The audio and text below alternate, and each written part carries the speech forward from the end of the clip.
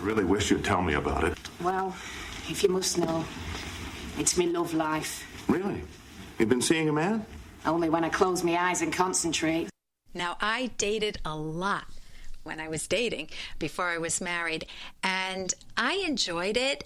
But what do you do on a first date? If you're out there thinking, oh, I'm in the dating world and I'm meeting this guy or this gal for the first time, how do I deal with that? Well, with me today is Dr. Don Kieffer. He's a clinical psychologist, and he's the department chair at New England Institute of Technology, and he's in the psychiatry department at Rhode Island Hospital.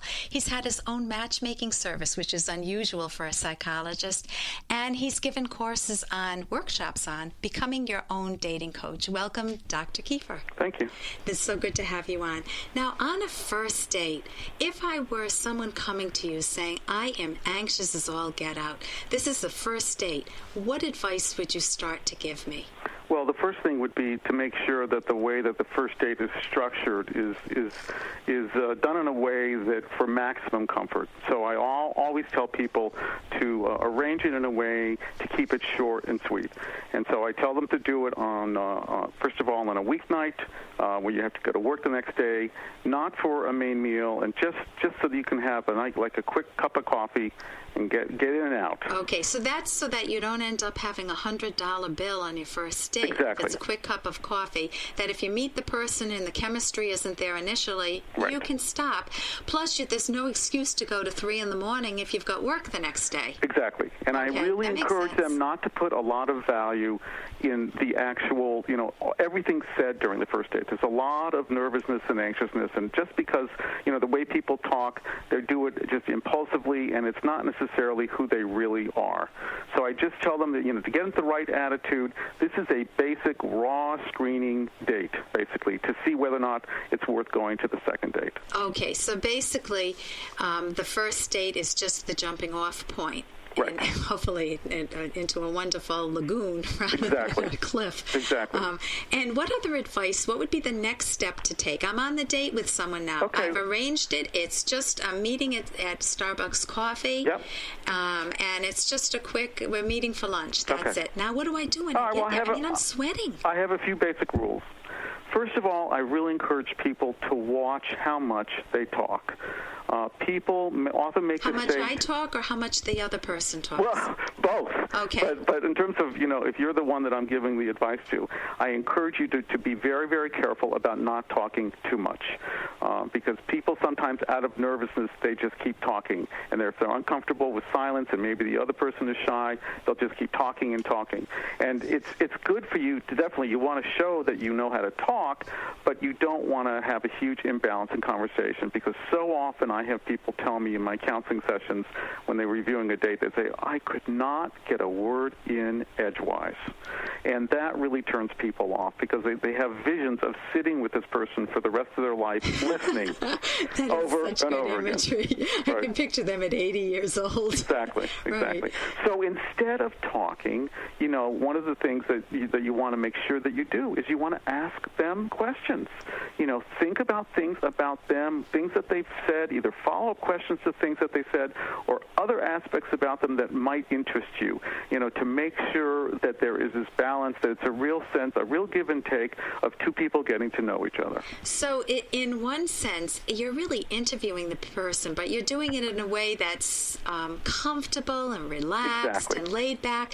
But if all you talked about was the weather, you would not know whether this person is a candidate as a soulmate for you, right. a potential soulmate for you. Right. So one of the things is to watch what you called, in a workshop that I went to that you gave, the balance. How much are you talking? How much is the other person talking? Right. Make sure not to talk too much. Exactly. And also, make sure to draw them out. If they say, oh, this has been a rough day, what would right. you say to something like that? Right. I say, what's happened to you today? You sound like you've really had a rough time. Oh, work was really rough. Yeah. What kind of work do you do? I'm a psychologist. No wonder. My work, and no wonder. No wonder. So now one of the things, though, it's not only quantity of conversation. The next rule of thumb is the quality of the conversation. Okay. So you need to be careful about not spilling out your guts. Self-disclosure is important, because you want the person to know that you're willing to give of yourself, but you don't want to overdo it. And this is something that is a very, very high-risk thing for people on dates. They often end up pouring their hearts out because maybe it's the first time they've had a chance to talk to an adult in 3 weeks or something. And the other person often feels overwhelmed, burdened by, because it's usually someone talking or complaining or whining or obsessing about a past boyfriend or an ex-wife or an ex-husband. It's just not really good to do on a date. It's a turnoff. Tell me why that's a turnoff. Because people are looking to moving on in their lives. They don't want to have visions of having you replay your whole past relationship. They want to start with you anew. They want to build a life with you. They don't want to be doing a lot of repair work, basically. Mm-hmm.